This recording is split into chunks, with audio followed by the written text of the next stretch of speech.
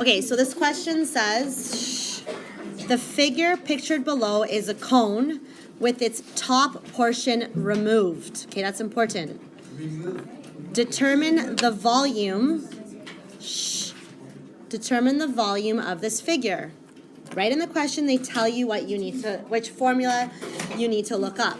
What are we using? What formula are we using? Volume of a. So let's always start by writing your formula.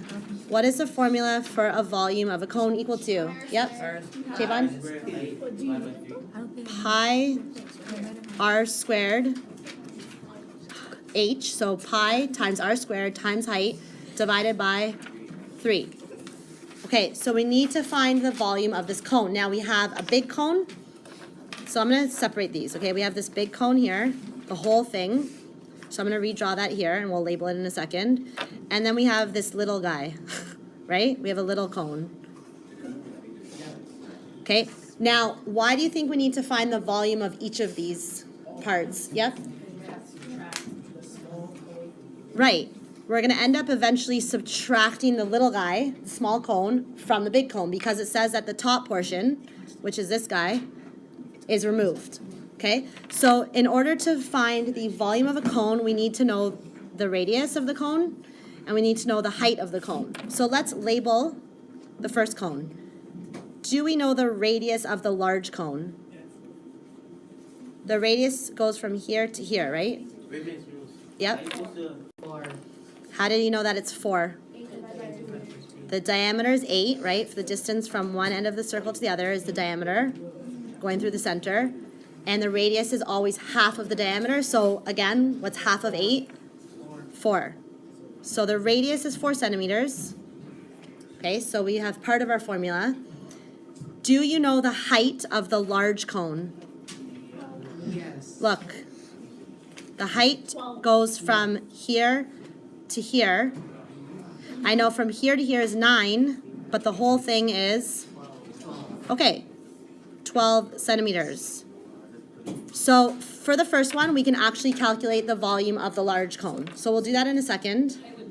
The height would be 12. Okay, so let me, because from here to here is 12, and the height of a cone goes from here, this is parallel, or sorry, not parallel, this is in line with it, to here. So from here all the way to here would be 12 centimeters. They tell us that information first, actually. So volume is equal to pi times radius squared. What's the radius? 4 squared times the height, which is, we just said it, 12. All of that divided by 3. So let's calculate this right now. We're going to multiply pi times, don't forget, do your exponents first. What's radius squared equal to? What's 4 times 4? So pi times 16 times 12, all of that divided by 3. So what's the answer to that? What's 3.14 times 16 times 12, and then divided by 3? So the volume is equal to 200.96 centimeters cubed. And that's for, don't forget, that's for this cone, the whole thing. But we have a portion of that big cone, the whole thing, is removed, okay? And that's this little guy. Now, again, to find the volume of this little guy, we need to know the radius. Do we know the radius of the little cone? Yes. It's 1 centimeter. They tell us that information. Do we know the height of the little cone? Yes. Okay, so how did you get 3? 12 minus 9. The whole thing was 12. This part is 9, so what's missing is 12 take away 9 is, what's 12 take away 9? 3. So we do know the height of the small cone. Okay, so let's calculate the volume of the small cone. Same formula, volume is equal to pi r squared, so pi times, what's radius? 1 squared times the height, divided by 3. So what's 1 squared? What's 1 times 1? So pi times 1 times 3, and all of that divided by 3. Sorry?